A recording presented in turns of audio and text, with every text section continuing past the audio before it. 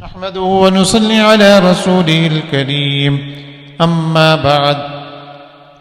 وعن أبي ذر رضي الله تعالى عنه قال أمرني خليلي بسبع: أمرني بحب المساكين والدنو منهم، وأمرني أن أنظر إلى من هو دوني ولا أنظر إلى من فوقي، وأمرني أن أصل الرحم وإن أدبرته، وأمرني ألا أسأل أحدا شيئا، وأمرني أن أقول بالحق وإن كان مرا، وأمرني ألا أخاف في الله لومة لائم، وأمرني أن أكثر قول لا حول ولا قوة إلا بالله، فإنهن من كنز تحت العرش، أو كما قال النبي صلى الله عليه وسلم.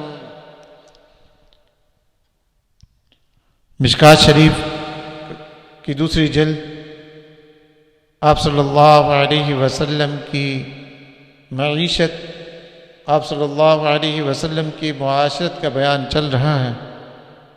حضرت ابو ذر رضی اللہ تعالیٰ عنہ فرماتے ہیں کہ میرے جانی دوست نے مجھے 7 باتوں کا حکم دیا. سبحان اللہ. آپ صلی اللہ علیہ وسلم نے یعنی مجھے 7 باتوں کا حکم دیا.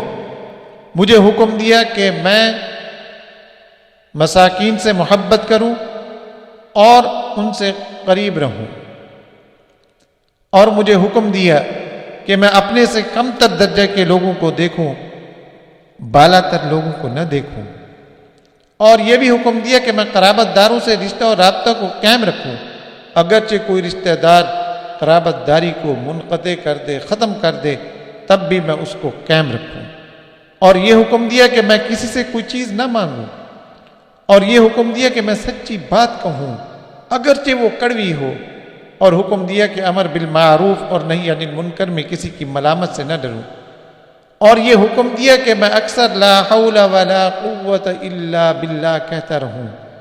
اور یہ تمام باتیں اور تمام عادتیں اس خزانہ کی ہیں جو عرش الہی کے نیچے ہے. سبحان اللہ. عرش الہی کے نیچے جو خزانہ ہے ان میں سے ایک یہ چند باتیں، چند نصیحتیں یہ ہیں جو آپ صلی اللہ علیہ وسلم نے ہمیں ارشاد فرمائی ہیں. ابو ذر رضی اللہ تعالیٰ عنہ سے حضرت ابو ذر رضی اللہ تعالیٰ عنہ کو حکم دیا، حقیقت میں یہ سب کے لیے ہے.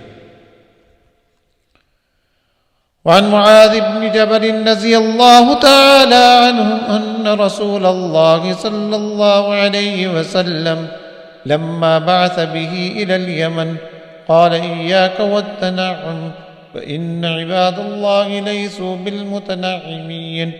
حضرت معاذ بن جبل رضی اللہ تعالیٰ عنہ کہتے ہیں کہ رسول اللہ صلی اللہ علیہ وسلم نے جب ان کو یمن روانہ فرمایا تو یہ نصیحت فرمائی کہ اپنے آپ کو آرائش اور استراحت سے بچا، اس لیے کہ اللہ کے بندے آرام اور آسائش حاصل نہیں کرتے، وہ تو آخرت کی تیاری کرتے ہیں. وعن علی رضی اللہ تعالی عنہ قال قال رسول اللہ صلی اللہ علیہ وسلم من رضی من اللہ بالیسیر من الرزق رضی اللہ عنہ بالقلیل من العمل، او کما قال النبی صلی اللہ علیہ وسلم. حضرت علی رضی اللہ تعالیٰ عنہ کہتے ہیں کہ رسول اللہ صلی اللہ علیہ وسلم کا ارشاد ہے کہ جو آدمی اللہ کے تھوڑے دیے ہوئے رزق پر راضی ہو جاتا ہے، خوش ہو جاتا ہے کہ اللہ نے مجھے بہت کچھ دیا، خوش ہو گیا، اللہ تعالیٰ تھوڑے سے عمل پر اس سے راضی ہو جاتا ہے.